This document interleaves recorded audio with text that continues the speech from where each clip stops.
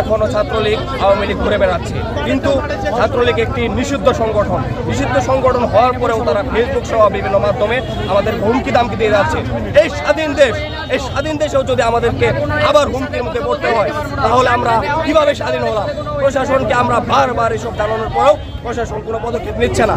গতকাল সরকারি আশিক মাহমুদ কলেজে যেভাবে জয় বাংলা লিখেছে এবং সেই সাথে নিচে বাংলাদেশ স্টুডেন্ট লীগ, বাংলাদেশ ছাত্রলীগের নাম লেখা হয়েছে, তার বিরোধিতা করেছিলাম আমরা গতকাল তাৎক্ষণিক প্রতিক্রিয়া জানিয়েছি। জানানোর পরে আমরা জেলা প্রশাসনকে অবহিত করেছি।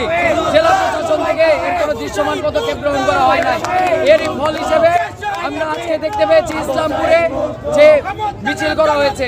ইসলামপুরে আজকে ছাত্রলীগ মিছিল করেছে, আগামীকাল জামালপুর সদরে করবে। তারপর আস্তে আস্তে আমরা বিপ্লবীরা হারিয়ে যাব। আমাদের বিপ্লবীদের নিরাপত্তা কোথায়? আমাদের বাংলাদেশিদের নিরাপত্তা কোথায়?